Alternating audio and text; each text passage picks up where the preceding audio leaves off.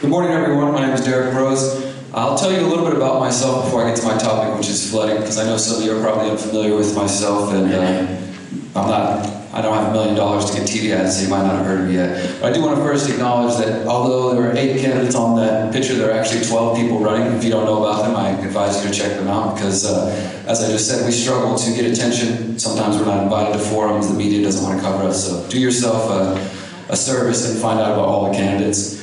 But before I get into flooding, as I said, my name is Derrick Broze. I'm 34 years old, lifelong Houstonian. I've been involved with journalism and activism for the last 10 years. I have a radio show on 90.1 KPFT every Friday, where I continue to work to expose corruption in City Hall as well as in the police department, and pretty much anyone in our city, as well as national stories and international stories. And I've been focused on that, as I said, for the last decade. Prior to that, 15 years ago, when I was 20 years old, I got addicted to drugs and I went to prison right after high school and went through that whole experience, got to experience the criminal justice system, the mass incarceration system, and the drug war.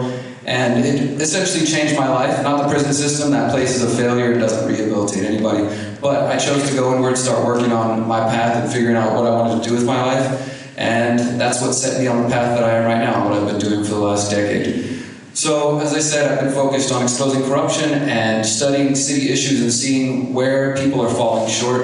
It's already been mentioned about the drainage fee. That's an obvious, I think, fix when it comes to flooding.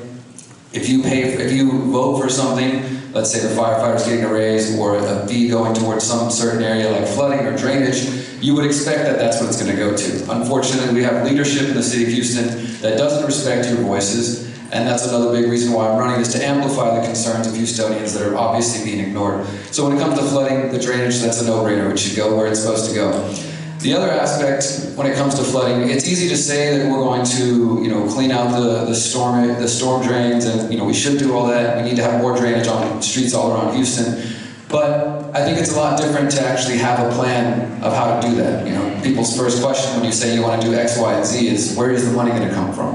I actually have a plan that can get the money, can get the resources to come out and make this happen. And the plan is called Hemp Houston. And if you guys have a moment, I'd like to share it with you. It has to do with flooding, but it also touches on other issues that I think are important to Houstonians, including addressing the crime that we hear so often about, and as well as environmental issues. So the first step with this Hemp Houston plan, we want to, again, clean out the bayous, clean out all the waterways that extend from downtown all the way out here to the west side of Houston. There are cars, there are debris that fill up the bayous and fill up the waterways, and that contributes to the overflowing, in addition to the lack of drainage and to lack of cleaning that out.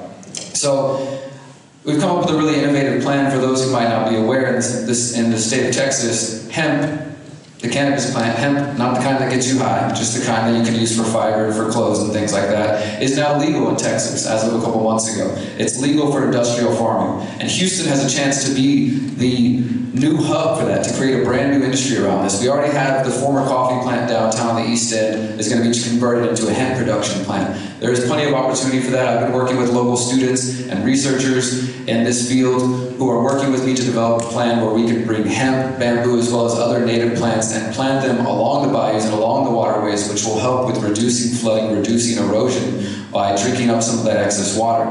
It also is a part of a bigger plan that we wanted to re-green Houston. We have such a lack of green space. There's more around here than some other parts of town, but at the end of the day, we're building constantly. And as others have mentioned, we're right at or below sea level. We are living in an unsustainable city, and maybe we don't want to say that out loud, or we don't want to admit that, but the reality is the flooding's going to keep coming, the rain's going to keep coming, and as long as we keep building, then it's only going to get worse. So no one's going to stop building anytime soon. So we might as well try to supplement that by building more green spaces. And I don't mean just random parks, but we're talking about bringing food forests to Houston. Our sister city, Atlanta, became the first city in the nation to build, a gigantic food forest, and I think we could really follow in their footsteps and do something even bigger and better around Houston, as well as promoting more community farms, urban farms, community gardens, farmers markets, these kind of things to bring more localized, decentralized food production back to Houston. So again, this is flooding, but we're also bringing in a lot of bigger ideas. And I also want to bring cannabis into the city to end the drug war. You address the crime issue by ending the drug war, stop wasting time going after nonviolent offenders, and use the resources we have to actually go after human trafficking and after violent crime. So with this one plan, we're addressing crime, we're addressing the environment, we're addressing flooding. I invite you guys to find out more at derrickbroze.com. Thank you.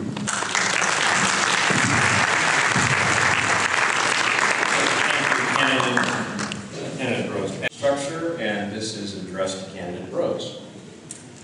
Houston roads are a mess. How would you address this and fund infrastructure improvements? Sure, thank you for the question. So as Tony said, you can't really fix these problems in 2 minutes, but I do think this is where we have the conversation start. I'm a big fan of getting the government out of the way in most situations and letting people take care of their own communities. I am associated with and worked with various communities around Houston who would honestly prefer to fix their own potholes and would prefer, rather than waiting weeks, months, years for the city to take action, to have some sort of program that would allow them to take the steps on their own. And maybe that sounds odd to some of you who might not be the first one to pull out your yellow vest and an orange cone and get to work, but there are plenty of Houstonians who, after driving on the same roads day after day, day in, day out, and seeing no improvements, would rather take matters into their own hands. So for one, I would like to institute a program where we could have something set up along those lines. The details, of course, can be worked out.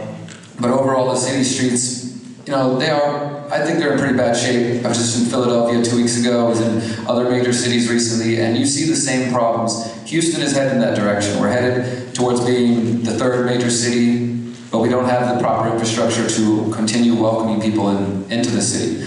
I would again say that we need to sit down with stakeholders, particularly in this community, and to hear your concerns, which main intersections you're worried about, which parts of town that you're focused on, because it's going to be different neighborhood to neighborhood. I live over right near downtown in the 5th Ward, and the people over there, maybe they've grown accustomed to the roads because they're not used to the city even caring about what's going on in their communities. So we're going to have different solutions in different neighborhoods and different parts of the city. There's no one-size-fits-all solution, and I think that applies to infrastructure as well. So I look forward to meeting with some of you and talking about your specific concerns in this area. Thank you.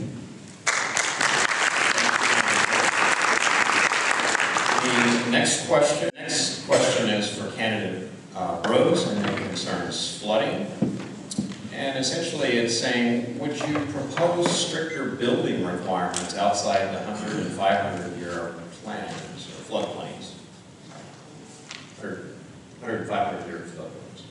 So again, I typically am not a fan of government regulation and zoning. I think the lack of zoning in Houston is one of the things that contributes to the beautiful diversity that we have here, both in businesses and buildings. I do think, though, it would be a mistake to continue building in these 500-year plans. Last night I was speaking with some residents from the Kingwood area who are pretty pissed off at Perry Homes for building their houses in areas that they knew were going to be flooded. And I think we have this problem throughout the city where there are folks who are continuing to build businesses. They come in here, maybe they get a deal from the city, they come in as developers and they build their business or their homes and they leave. And they're not really too worried about what happens to the residents afterwards. So if we're going to be proactive, as some have mentioned, we need to be proactive, not just reactive, especially if we can continue to expect flooding, we can continue to expect rains coming in. Houston is not rising above sea level fast enough to escape that. So I think, despite my hesitance to go into the idea of zoning and starting to restrict businesses and building, I think it would be stupid otherwise not to, because otherwise we just keep complaining about the same problem. We'll be here the next election talking about the same problems. And my goal is to try to reduce these problems, actually find a way to solve the problem. So I would support looking at zoning in these areas.